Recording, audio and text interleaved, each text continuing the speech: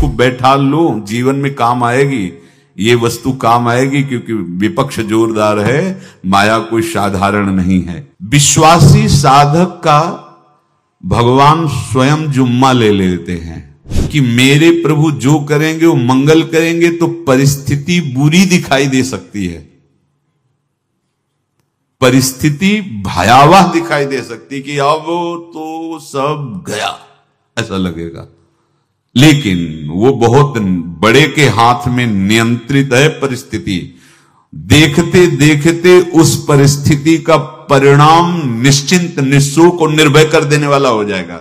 साधन पथ पे हम इनको आदर्श मानकर चले तो बहुत जल्दी आनंद आ जाए।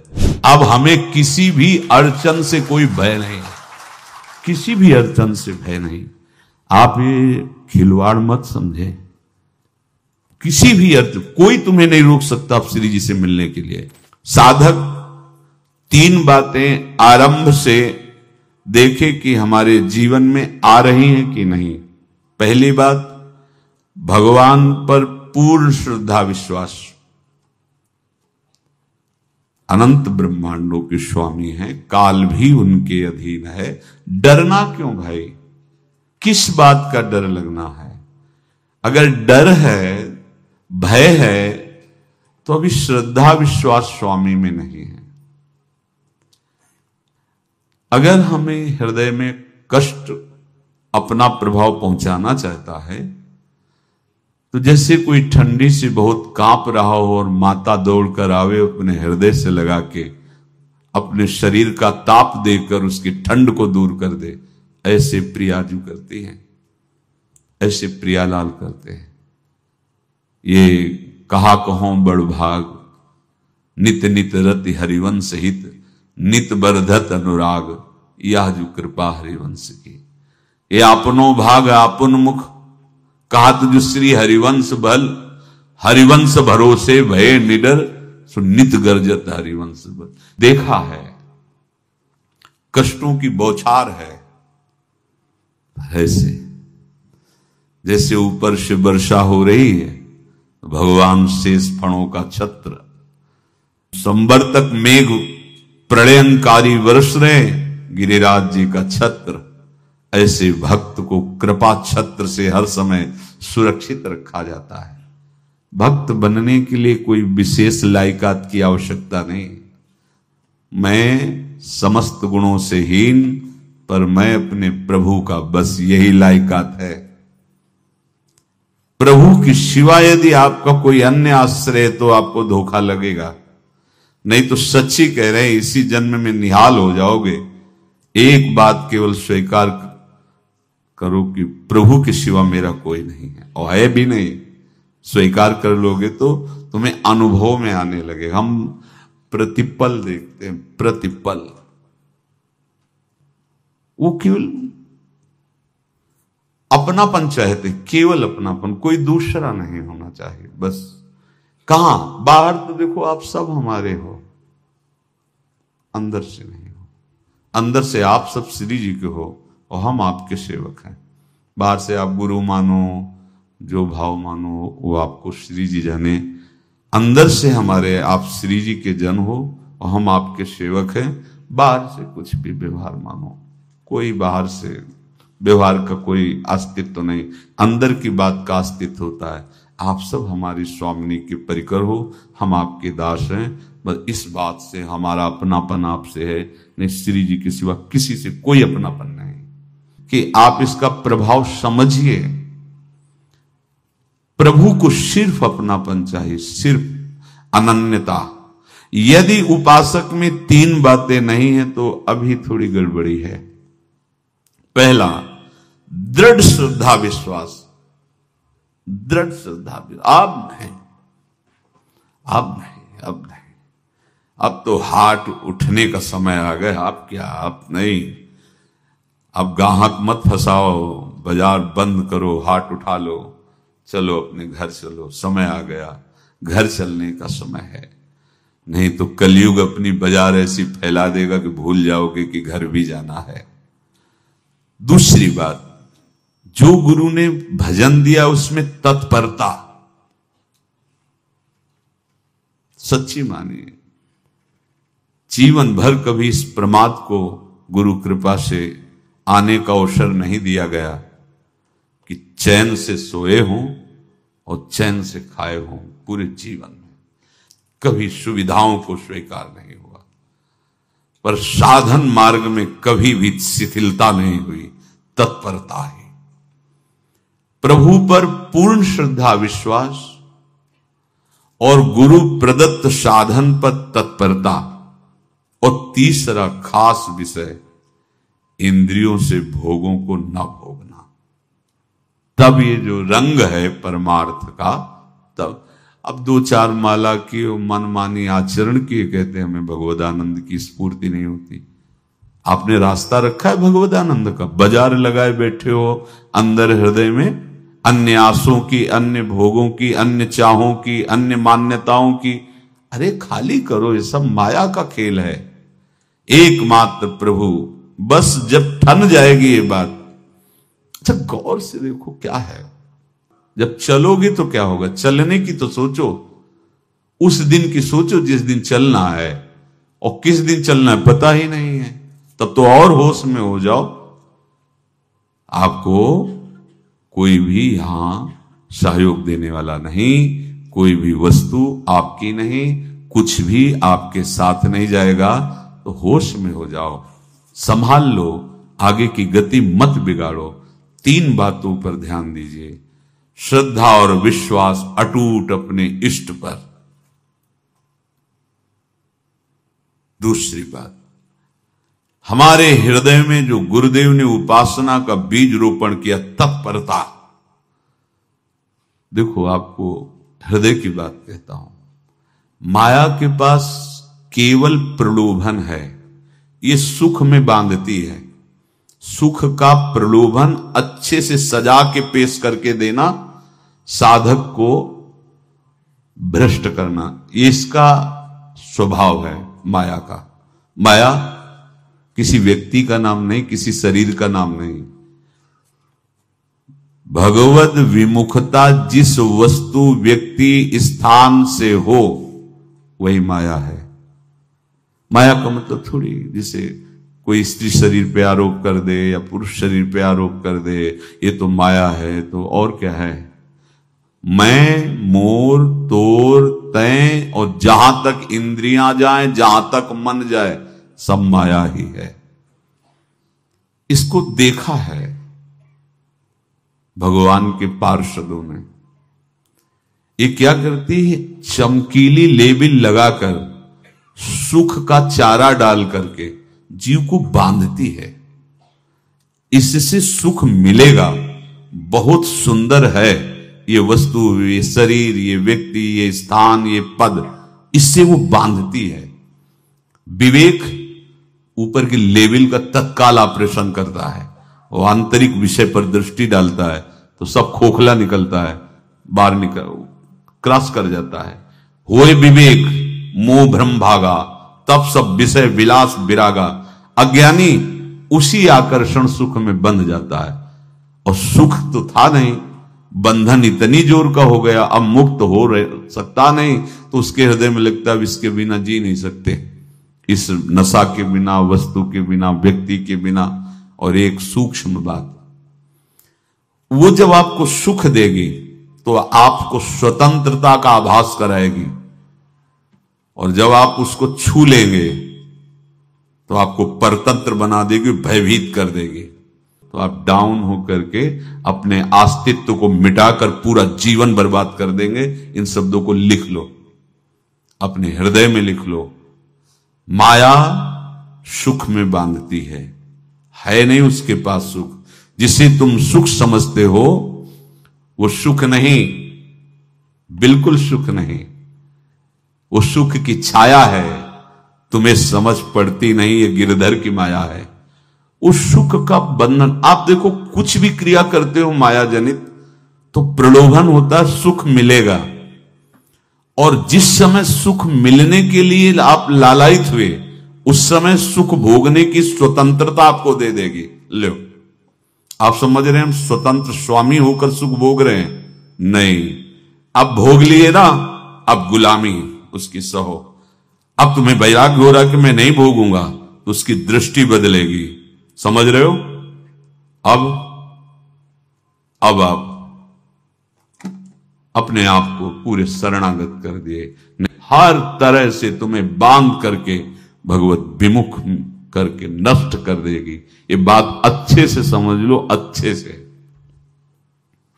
इस सुख का प्रलोभन देकर बांधती सुख है नहीं, क्योंकि आप उपासक हो। जब सुख में उतरोगे तो कितने दिन फिर आपको घृणा होगी कि अरे धिक्कार हमारे जीवन, फिर लौटने का चांस नहीं रहेगा। ध्यान से सुन लो, लौटने का चांस नहीं देगी माया। तुम्हारी ऐसी आंतरिक कमजोरी हो जाएगी, ऐसी वृत्तियां कमजोर हो जाएंगी कि तुम उस माया के इशारे पर नाचोगे, उसके विपरीत तुम बोलने की भी ताकत नहीं रख सकते। मान लीजिए, विषय चुगा जिन चुगे, कछुक चुगत सुख होए, फिर जो फांसी ऐसी लगे तेसम दुख न को। ये अनुभवी महापुरुष रसिक शेखर श्री ध्रुवदास जी महाराज कह रहे हैं। तो तीसरी बात का संयतेंद्रिय, दृढ़ श्रद्धा विश्वास भगवान पर, गुरु प्रदत्त प्रबल साधना में तत्परता, और इंद्रियों की गुलामी कभी स्वीकार न करना। जीवन में ध्यान रखा जाए, केवल प्राण पोषण शरीर के निर्वाह के लिए जो निरपेक्ष भाव से मिले उसे स्वीकार करो, अन्यथा ये प्रलोभन सुख का देकर माया तुम्हें बांध लेगी और फिर तुम्हें अधीन कर लेगी। कितने ऐसे मार्ग में उत्साहित होकर चलते हैं, पर गुरु कृपा पात्र ना होने के कारण, चतुर खिलाड़ी ना होने के कारण वो प्रलोभन में फंस जाते हैं। फंस गए तो फिर मछली का कांटा जानते हो, ऐसे अब वो चाहे जितना हिले डुले, वो कांटा नहीं निकल सकता। अब तो उसको मरना ही पड़ेगा। ये जन्म बर्बाद ना हो, आप सबसे प्रार्थना है। बहुत ही अपने घर की जैसी बात होती है। इसका कार्य है माया का सुख में बांधना, सुख के प्रलोभन से, और आपको सुख भोगने के लिए स्वतंत्रता देना। आप उस स्वतंत्रता से सुख भोगे कि न जाने कितने जन्मों की परतंत्रता तुमने स्वीकार कर ली। अगर इस रहस्य को जान जाओगे तो डरोगे। यही डरे डर बिहारी वंश ही। श्वास जैसे मनुष्य स्वाभाविक लेता है, खाते पीते सोते चलते उठते बैठते बात करते हंसते, सब अवस्थाओं में आप श्वास नहीं लेते, स्वाभाविक आ जा रही है। ऐसे ही श्वास प्रश्वास अपने आराध्य देव के स्मरण का अभ्यास बना लो। अभ्यास योग युक्तेन चेतसा नान्यगामिना। और जैसे तनिक भी श्वास रुकी तो घबराहट, बेचैनी, परेशानी आ जाती है, ऐसे ही श्वास प्रश्वास यदि नाम से खाली जाने लगे तो घबराहट, परेशानी, जलन पैदा होनी चाहिए। तब आप उपासक माने जाएंगे। क्या ऐसा हो रहा है? क्या हृदय की ऐसी स्थिति है तो धन्यवाद, नहीं है तो इसी की प्राप्त करने के लिए प्रियाजू ने हमें अपने मार्ग में घसीटा है, चाहे वो गृहस्थ हो चाहे वो विरक्त हो। यदि श्वास प्रश्वास में नाम न हुआ तो तुम्हें घबराहट होनी चाहिए। भूरी सखी जी कहते हैं कि मेरे जी में बड़ी घबराहट होती है, ऐसे वो जी घबरात। भूरी सखी जी कह रहे हैं, श्वास नाम दो बिलक चलत है, इनको भेद न मोको भावे। मुझे बहुत घबराहट पैदा हो रही। प्रिया जो से कह रहे हैं कि श्वास प्रश्वास में नाम का क्रम नहीं बन पा रहा, टूट रहा है, मुझे ऐसा अच्छा नहीं लग रहा। आप कृपा करो प्रियाजू, श्वास ही नाम, नाम ही श्वासा, नाम श्वास को भेद मिटावे। प्रियाजू ऐसी कृपा कर दो, श्वास प्रश्वास आपका नाम चलता रहे। ये बात प्रवचन ना मान करके जीवन मान लीजिए। जैसे हमारी श्वास प्रश्वास उठते बैठते चलते फिरते खाते पीते स्वाभाविक चलती है, हम ऐसा अभ्यास नाम का करें कि ऐसे चले। जैसे हमारी श्वास प्रश्वास रुकने लगे तो घबराहट, बेचैनी, प्राण व्याकुल हो जाते हैं, ऐसे ही श्वास प्रश्वास में यदि नाम रुकने लगे तो तद स्मरणेन परम व्याकुल देत, घबराहट पैदा हो जाना चाहिए। नहीं होती तो अभी बहुत दूर नगरी, होती है तो अब निहाल हो गए हो, तुम चिंता मत करो। आगे का जो दिव्यात्मक स्वरूप है वो आना प्रारंभ हो जाएगा। रोम रोम रग रग बोले तब कुछ स्वाद नाम को पावे। यही सारा वैभव प्रकाशित हो जाता है। जहां तक हो सके किसी भी अनर्थ के हटाने का तुम प्रयास और चिंता मत करो। बहुत अनुभव की बात है। जैसे तुम कहीं फंस गए, गलती हो गई तुमसे, माया ने फंसा लिया, अब निर्भय हो जाओ। तुम्हारा अपमान होगा, तुम्हारी निंदा होगी, कुछ नहीं बिगड़ेगा, लेकिन पूरा जीवन बर्बाद नहीं कर देना है।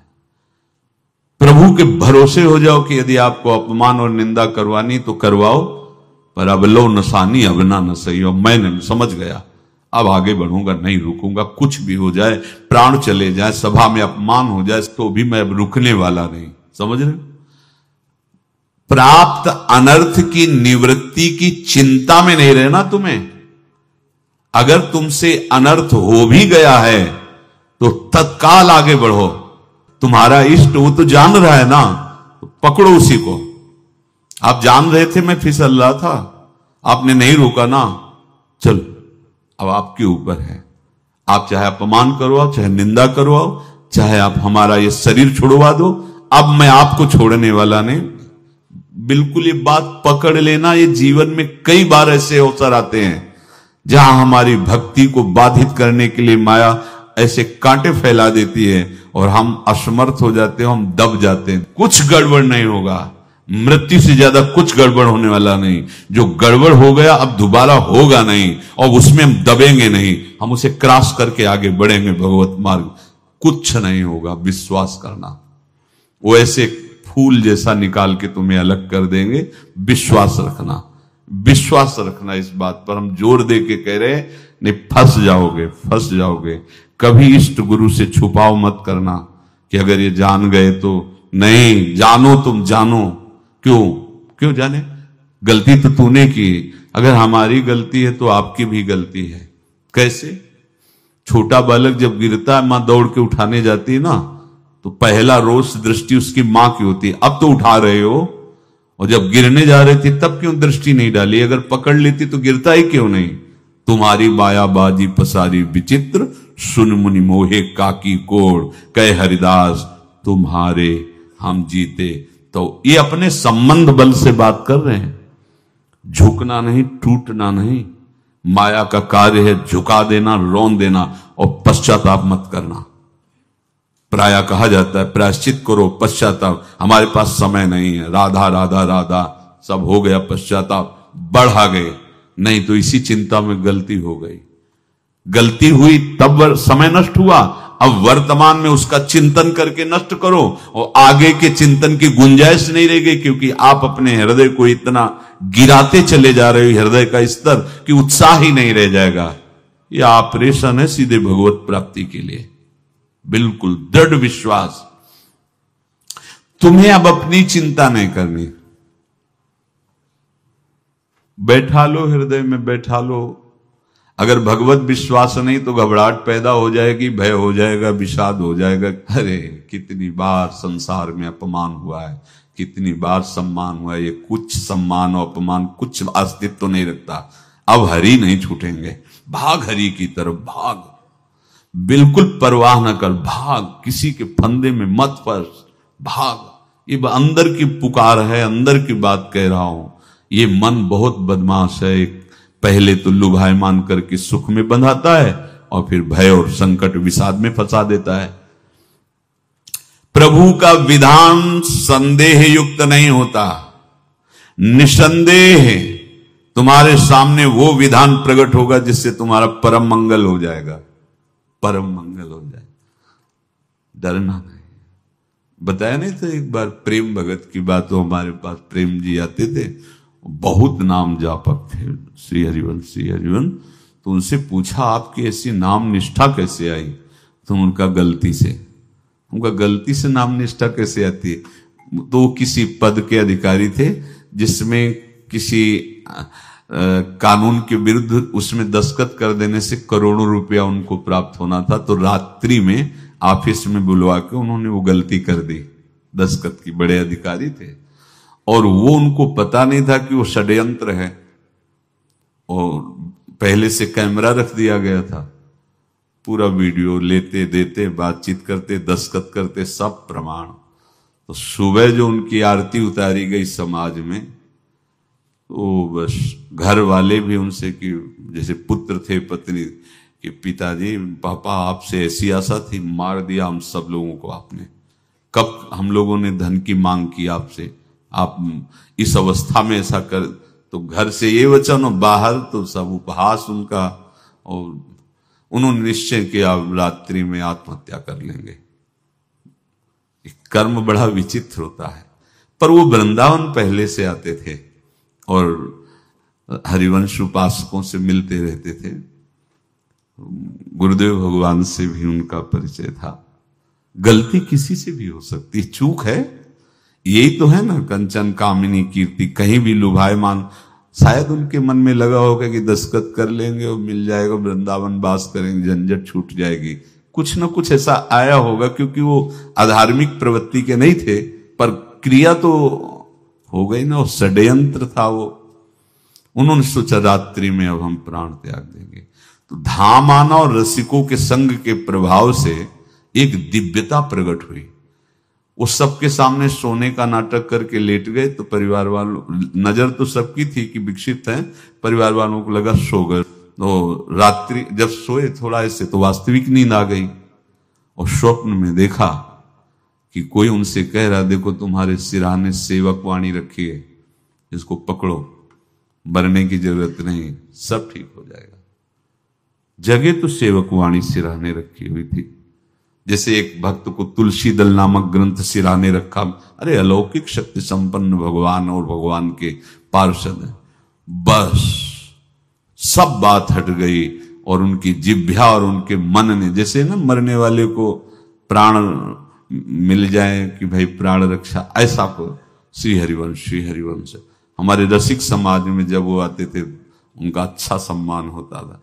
तेजों में चेहरा हुए वृद्ध शरीर, श्री हरिवंश ऐसे चलता रहता, बात करते और श्री हरिवंश ऐसी नाम में रति देखी। देखो ना क्या हुआ, घटना क्या थी, दृश्य क्या था, जीवन बिल्कुल व्यर्थ हो क्या गया, लोक सम्माननीय जीवन बन गया, महात्मा बन गए और भगवत प्राप्त हो गए हैं, उनका शरीर छूट गया है। तो यहां कह रहे हैं कि तुम्हें किसी भी हेतु से अपनी चिंता नहीं अब करनी। प्रभु का विधान निसंदेह परम कल्याण में होता है, तुम्हें संदेह नहीं करना। कड़ुआ हो सकता है लेकिन अवसर तो मिल जाएगा श्री जी की तरफ भागने का। हम अपने को अच्छा साबित करने के लिए पूरा जीवन लगा दें, नहीं भाई, हम नीच आचरण वाले पर हम भागेंगे प्रभु की तरफ, लोक पावन करने वाले महात्मा बन जाओगे। सतरति लोकांत, इसको बैठा लो, जीवन में काम आएगी, ये वस्तु काम आएगी, क्योंकि विपक्ष जोरदार है, माया कोई साधारण नहीं है। विश्वासी साधक का भगवान स्वयं जुम्मा ले लेते हैं।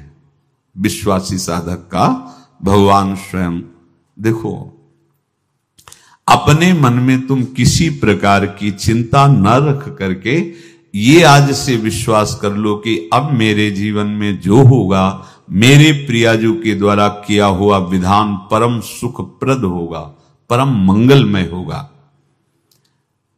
विश्वासी भक्त का जब ये स्वभाव निश्चय हो जाता है कि मेरे प्रभु जो करेंगे वो मंगल करेंगे, तो परिस्थिति बुरी दिखाई दे सकती है,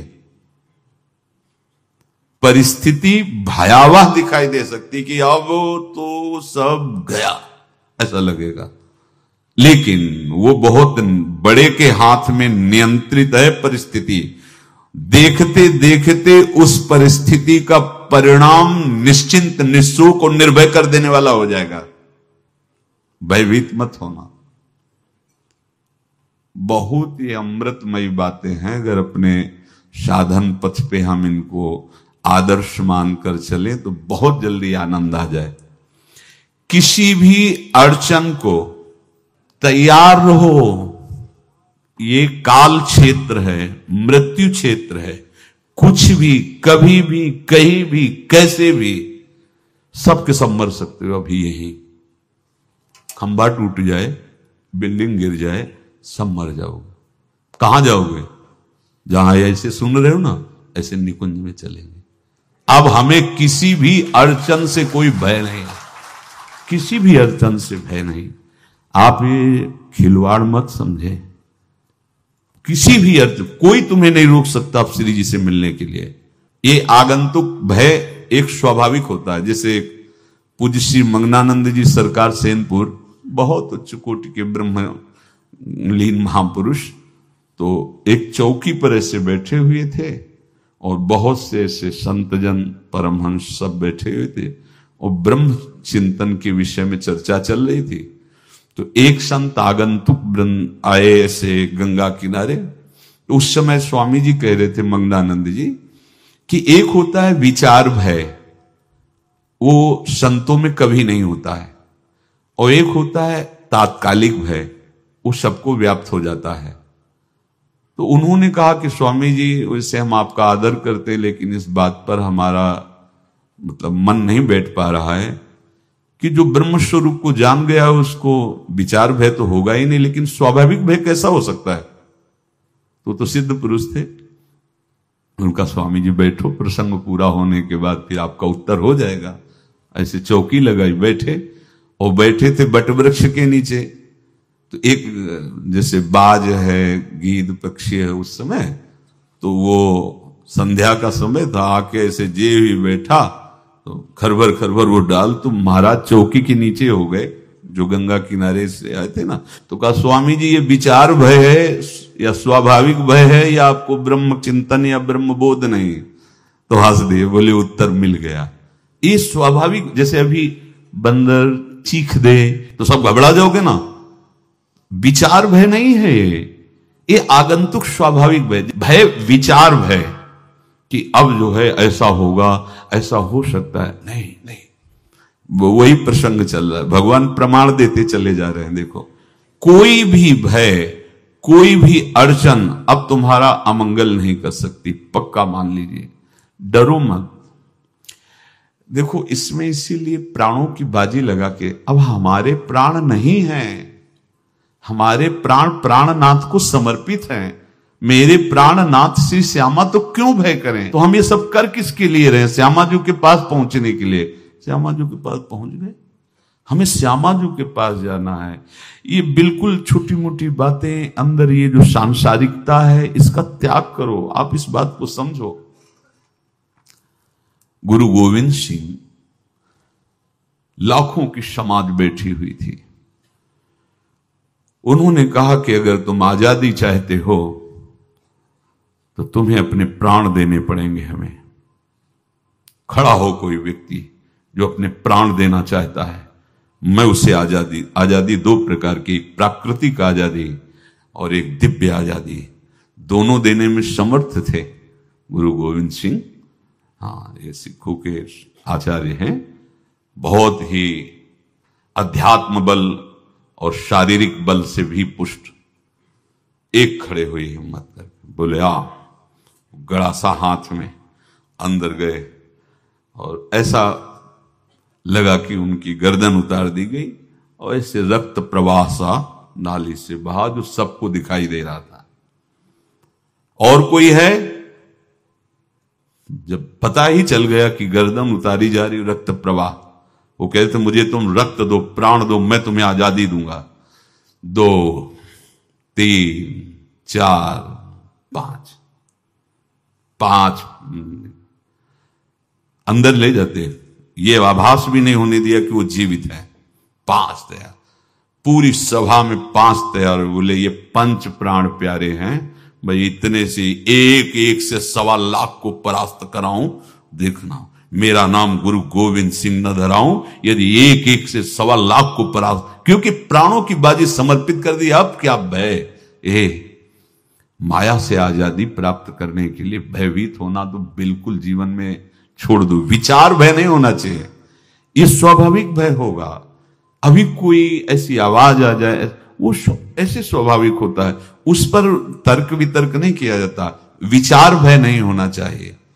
जानते हो, तुम्हारा जीवन, तुम्हारे प्राण, तुम्हारा शरीर हरि को समर्पित है और हरि के अधीन काल है, कुछ नहीं हो सकता, और जो कुछ होगा वो परम मंगल होगा।